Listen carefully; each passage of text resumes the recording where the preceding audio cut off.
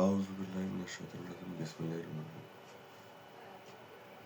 28 সূরা আরশবাসীগণ আয়াত 1 ক খ র শপথ সিদরাতুল মুনতাহা কুলুবিক্ষের শপথ সমগ্র আরশের পবিত্র মহিমান্বিত যিনি সমস্ত আরশ কুরসির মালিক। 8টি চার্জের ঘর্ষণের ফলে 9টি চার্জ উৎপন্ন হবে, তারা বড় হবে এবং নতুন চার্জ উৎপন্ন করবে যারা শক্তিশালী তারাই টিকে থাকবে। নিঃসন্দেহে তোমাদের রব সর্বশক্তিমান ও প্রজ্ঞাময়। কুরসি থেকে সিদরাতুল মুনতাহা দূরত্ব 50 নক্ষত্র। আরশে রয়েছে বিভিন্ন কাল, তার মধ্যে রয়েছে আরো বিভিন্ন কাল। ঈসা হলো আল্লাহর সৃষ্ট সেরা বান্দা, তাকে আমি দান করেছিলাম বিভিন্ন ক্ষমতা, চার্জ ঘনত্ব ও এদের গ্র্যাভিটির ব্যাপারে। শব্দের চার্জগুলো থাকে খুব ক্ষুদ্র ও অতি শক্তিশালী এবং অত্যন্ত বেশি ঘনত্বের। ওরা কোনো বস্তুর প্রথম গ্র্যাভিটি লেয়ার গঠন করে। কোনো বস্তুর 7টি গ্র্যাভিটি লেয়ার থাকে, তবে কিছু ব্যতিক্রম রয়েছে। স্মরণ করো, আমি যখন ঈসার শত্রুদেরকে পাকড়াও করেছিলাম ইতিপূর্বে, যারা নিজেদেরকে ঈশ্বর দাবি করেছিল ও ঈসার রবকে তুচ্ছ-তাচ্ছিল্য করেছিল বা উপাসনা লেগে করেছিল মূর্তি পূজার আটাকানা। সেদিন তারা ভীত হয়ে বাড়ির নিচের এক নিউক্লিয়ার বাংকারে অবস্থান নিয়েছিল। তারা ছিল আতঙ্কগ্রস্ত, মৃত্যুভয়ে পাগলপ্রায়। বস্তুত তারা এক বৈঠকে বসেছিল, সেখানে ঈসার বিরুদ্ধে ষড়যন্ত্র ছিল। আমি ছিলাম তাদের অত্যন্ত সন্নিকটে। এমন কোনো জায়গা আছে যেখানে 2জন ব্যক্তি কথা বলবে, আমি 3জন হিসেবে উপস্থিত থাকবো না?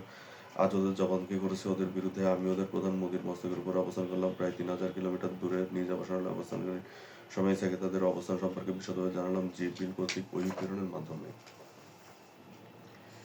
এছাড়াও সেখানে উপস্থিত ছিল মিকাইল, আজরাইল, অন্যান্য ফেরেশতা, নবী, রাসূলগণ, মুমিন, মানুষ, জিন ও অসংখ্য শহীদেরা। তারা তা শুনল এবং অস্বীকার করল। এমন ভাব দেখালো যেন কিছুই হয়নি বা বুঝতে পারেনি। কাফিরদের জন্য ভয়াবহ ও মর্মান্তিক শাস্তির সংবাদ শোনাচ্ছি। বস্তুত আমি ঈসাকে নিয়ে সেই গোপন চেম্বারে উপস্থিত ছিলাম। আজ মিথ্যাবাদীদের জবান তাদের বিরুদ্ধে সাক্ষ্য দিবে। সেখানে তারা এক জরুরি বৈঠকে লম্বা সমতল টেবিলে মাইক্রোফোন সামনে নিয়ে 15 জন বসেছিল। তাদের প্রত্যেকের সামনে ও পেছনের গেটে প্রহরী নিযুক্ত করেছিলাম। আমি তাদেরকে চতুর্পার্শ্ব দিয়ে আক্রমণ করেছি। তারাও ছিল অন্তর্বর্তীর বাকশূন্য, চলাফেরায় নির্বাণ এবং মৃত্যুভয়ে পাগলপ্রায়। এবং আজ আমি তাদেরকে সংরক্ষণ করলাম যা পরবর্তীদের জন্য নিদর্শন স্বরূপ। স্মরণ করো সেই দিনের কথা, যেদিন তোমরা তোমাদের রবের সামনে দণ্ডায়মান থাকবে। তোমাদের অঙ্গগুলো তোমাদের কর্মে সাক্ষী দিবে। আজ জবানদা রবের সাথে কথা বলবে। তাদের আবাসস্থান হবে যার নামে হাবিয়া এবং যা চিরস্থায়ী আবাস। যার নাম বলবে আরো আছে কি? অতএব তোমরা তোমাদের পালনকর্তার কোন কোন অবদানকে অস্বীকার করবে? আল্লাহ বললেন, আরশে ঈসার অংশ রয়েছে। ঈসা আরশের অংশ এবং আমি ঈসার অভিভাবক। যুদ্ধ হচ্ছে, কিন্তু আমি থাকবো না। হে ঈসা, তুমি ভাবলে কি করে? সমস্ত আরশে আল্লাহ একই সময় বিরাজমান এবং এর মালিক সর্বশক্তিমান সৃষ্টিকর্তা। পবিত্র ও মহিমান্বিত যিনি তোমাদের সকলকে সৃষ্টি করেছেন। ভণ্ড আলেমরা জালেমদের সমতুল্য। এটা হচ্ছে এমন যে কিতাব আসার পরও অস্বীকার করার মতো, এবং তারা কাফিরদের সমতুল্য। জাহান্নামী হবে তাদের চিরস্থায়ী আবাসস্থান। হে মুমিনরা, সংশয়বাদীদের অন্তর্ভুক্ত হও না। আরশের অধিকাংশ ব্যাপারই তোমাদের অজানা। ঈসা তোমাদের প্রতি আমার প্রেরিত রাসূলগণের মধ্যে অন্যতম। এমন ঘটনা দুর্লভ যে কাউকে নবুয়ত দেওয়ার পর সে তা হারাবে। এমন ঘটনা দুর্লভ যে আল্লাহর ভুল হয়েছে কিন্তু বান্দাদের সঠিক হয়েছে। তেমনি এমন ঘটনা দুর্লভ যে কাউকে ইমামতের দায়িত্ব দেওয়ার পর তাকে কেউ ইমামতি শেখাচ্ছে। নবী রাসূলগণের দায়িত্ব ওহী প্রচার করে এবং আমি সেসব প্রেরণ করি। বিশ্বাসীরা সফলকামীদের অন্তর্ভুক্ত। স্মরণ করো আদমের কথা। প্রায় 15 লক্ষ বছর পূর্বে সে যখন পৃথিবীতে এসেছিল, তখন পৃথিবীর খুব অল্পই পানির উপরে ছিল। হিমালয়, আল্পস, রকি, আন্দিজ ও কিছু উপত্যকা। সে শ্রীলঙ্কা থেকে ইস্ট ইসরায়েলের উঁচু সম্মুখ অংশে পদার্পণ করলো এবং পাহাড়ের কাঁধ বেয়ে ঝিল পার হয়ে রাজস্থান, ইসরায়েল, বাংলাদেশের উঁচু উপত্যকায় পৌঁছালো। সেখান থেকে কলাগাছের ভেলায় চড়ে সিন্ধু নদ পার হয়ে পাকিস্তানে পৌঁছালো। অতঃপর বিল ঝিল বেয়ে 1200 উপত্যকা পার হলো। দজলা ও ফোরাতের মিলিত প্রবাহ পার হয়ে আরবের উঁচু ভূমি 5 থেকে 10 ফুট পানির স্তরের আরব বিল পার হয়ে বিবি হাওয়ার সাথে মক্কায় মিলিত হয়। স্মরণ করো জরথুস্টের কথা। সে ছিল আমার অনুগ্রহভাজন ও নেককার বান্দাদের মধ্যে অন্যতম। প্রায় 13,15,000 বছর পূর্বে তাকে আমি পাঠিয়েছিলাম বর্তমান ইরানের সিরাজ শহরের উপত্যকাময় এক জনপদের প্রতি। তারা ছিল এক মূর্তিপূজারী জালেম সম্প্রদায়। বস্তুত তাদের অবাধ্যতাই ছিল তাদের ধ্বংসের কারণ। আমি তাদের ধ্বংস করেছি, যা আজ তোমাদের জন্য নিদর্শন স্বরূপ। স্মরণ করো রবিন হুডের বংশধর বাইডেনের কথা। সে ছিল হেদায়েতপ্রাপ্ত, অনুগ্রহভাজন ও নেককার বান্দাদের মধ্যে অন্যতম। স্মরণ করো আলী ও তার বংশধরদের কথা। ঈসার অনুসারীদের মধ্যে অন্যতম ছিল বুরাক ও ইমরাবে। তারা ছিল সেদিন যুদ্ধের ময়দানে দুর্দান্ত ও চিতার মতো ক্ষিপ্র। হে মুমিন বান্দাগণ, এ হলো জান্নাতেতে প্রবেশ করো। আজ আর তোমাদের প্রতি কোনো অবিচার করা হবে না। কাঁদি কাঁদি কলা, থরে থরে সাজানো আঙ্গুর। তোমাদের রব থাকবে তোমাদের সামনে আসনে সমাসীন। স্মরণ করো জান্নাতের মিষ্টি সম্পর্কে। আল্লাহ এক, অদ্বিতীয়, তিনি ছাড়া অন্য কোনো মাবুদ নেই। মসিহ ঈসা আল্লাহর প্রেরিত দূত। আল্লাহু আকবার। সিজদা।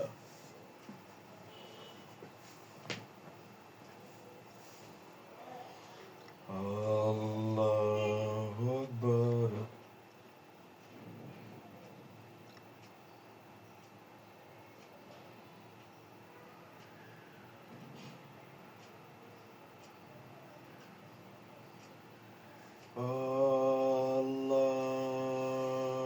আকবার।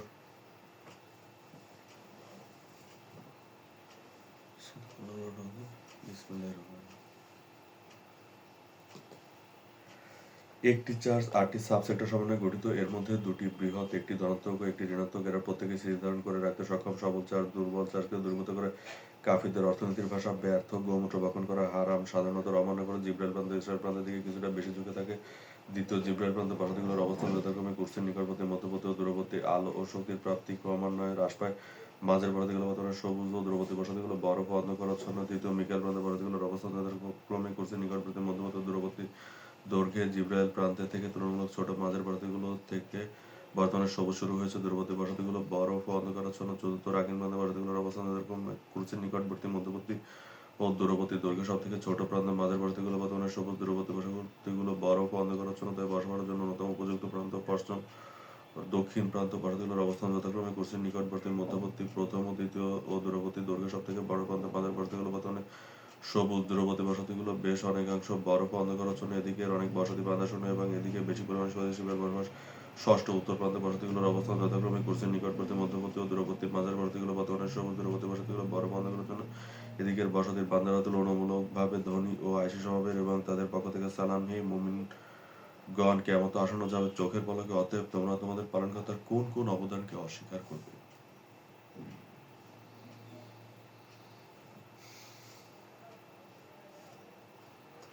সপ্তম, পশ্চিম প্রান্ত বসতিগুলোর অবস্থান যথাক্রমে কুরসির নিকটবর্তী, মধ্যবর্তী ও দূরবর্তী। মাঝের বসতিগুলো বর্তমানে সবুজ, দূরবর্তী বসতিগুলো বরফ ও অন্ধকারাচ্ছন্ন। এদিকের অনেক বসতি বান্দাশূন্য এবং সর্বোচ্চ পরিমাণে দ্বিতীয় ও তৃতীয় শ্রেণীর বান্দাদের পাওয়া যায়।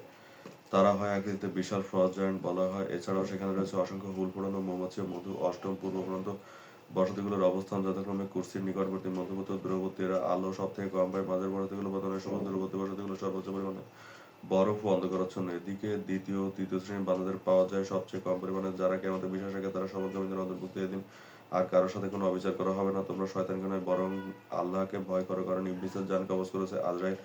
স্মরণ করো ঈসা ও তার স্বপ্নের কথা, যখন মৃত ইবলীস ছদ্মবেশ ধারণ করে ঈসার কাছে এসেছিল। তার এক চোখ ছিল শিরাযুক্ত, সাদা ও মনিবিহীন। ঈসা স্মরণ করেছিল তার রবকে। আল্লাহ ছিল তার প্রতি অনুগ্রহশীল। এছাড়া জিবরাইল মানুষকে, মিকাইল ও ফেরেশতারা তাদের অধিকাংশকে ধ্বংস করেছে। স্মরণ করো শহীদদের কথা, যারা ছিল ঈসা থেকেও লম্বা এবং যুদ্ধের জন্য অনুমতির অপেক্ষায়। জান্নাতের প্রথম 4টি যোদ্ধাদের জন্য বরাদ্দ। তারা সেদিন আগুনের গোলা ছুড়ছিল। পূর্ব নক্ষত্রের মালিকও আল্লাহ।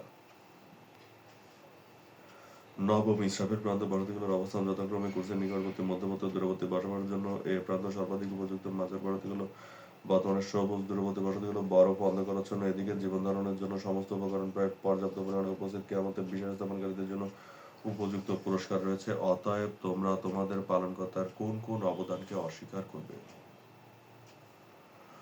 রহমান নক্ষত্র জিব্রাইল প্রান্ত থেকে মিকাইল প্রান্ত ও মিকাইল প্রান্ত থেকে জিব্রাইল প্রান্ত অভিমুখে যাত্রা করে। 9টি নক্ষত্র মিলে তাকে নির্দিষ্ট জায়গাতে ধরে রাখে। কুরসির ঠিক উপরে এক নির্দিষ্ট জায়গাতে আরশের জন্য সমস্ত বসতিগুলো তাদের জন্য নির্ধারিত পরিমাণে আলো পায়। অতএব তোমরা তোমাদের পালনকর্তার কোন কোন অবদানকে অস্বীকার করবে?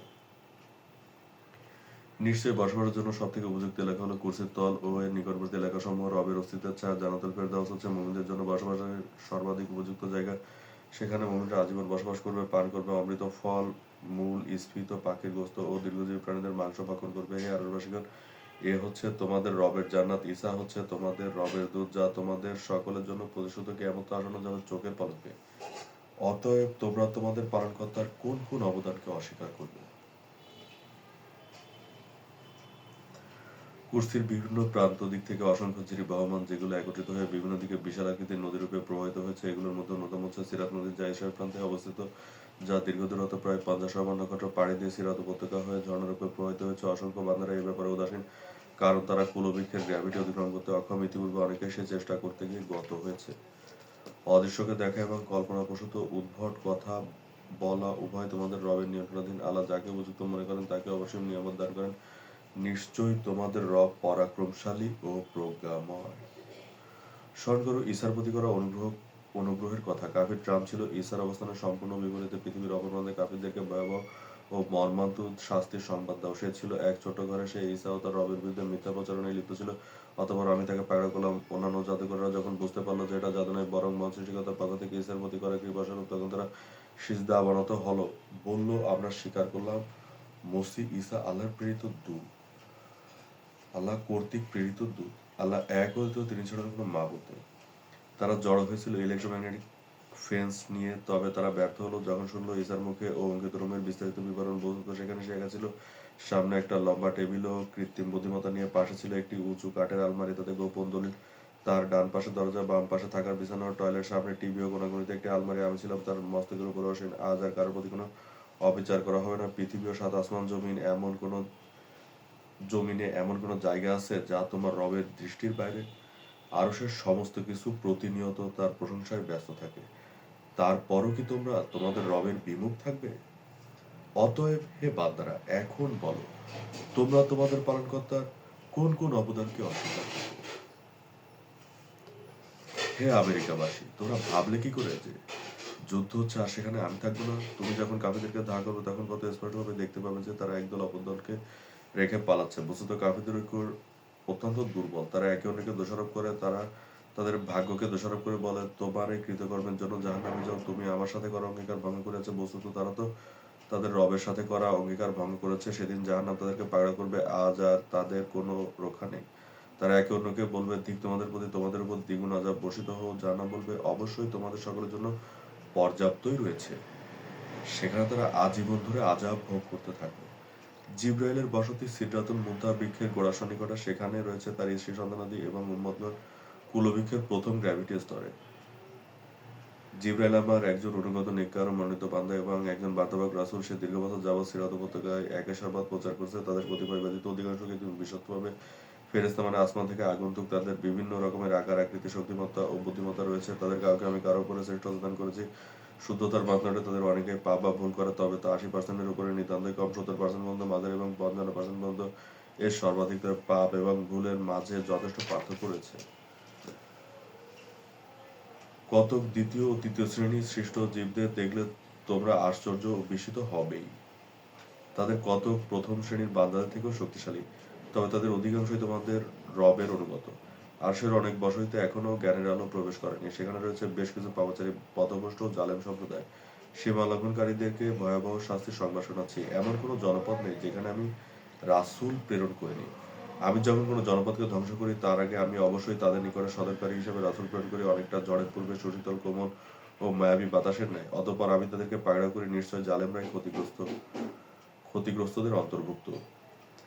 সাক্ষ্যদাতা হিসেবে আল্লাহই যথেষ্ট। আল্লাহ মহান, ক্ষমাশীল ও পরম দয়ালু।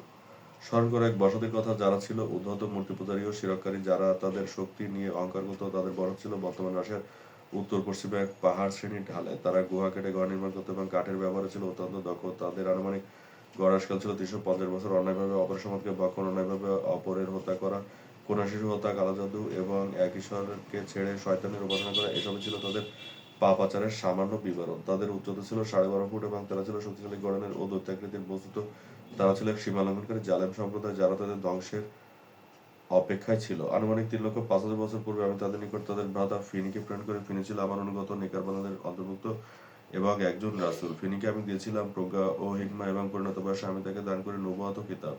সে ছিল সাধারণের মধ্য থেকে বুদ্ধিমান ও বিচক্ষণ। তারা দুদল একে অপরের বিরুদ্ধে লড়াই লিপ্ত ছিল। কাফিররা মুমিনদের উপরে অত্যাচার, লুণ্ঠন ও অন্যায়ভাবে কর আরোপ করেছিল। ফিনি রসুন ও আদা থেকে সাধারণ ঠান্ডা ও সর্দি জ্বরের ঔষধ আবিষ্কার করেছিল। সে দীর্ঘদিন ধরে তাদের নিকট একই সুবাদ প্রচার করতে লাগলো। সে ছিল মুমিন ও অত্যাচারিতদের পক্ষে, বস্তুত আল্লাহর পক্ষে। যারা ফিনির হাতকে ধরল, বস্তুত পক্ষে তারা আল্লাহর হাতকে ধরল, কারণ আল্লাহের হাত সর্বাপেক্ষা শক্তিশালী।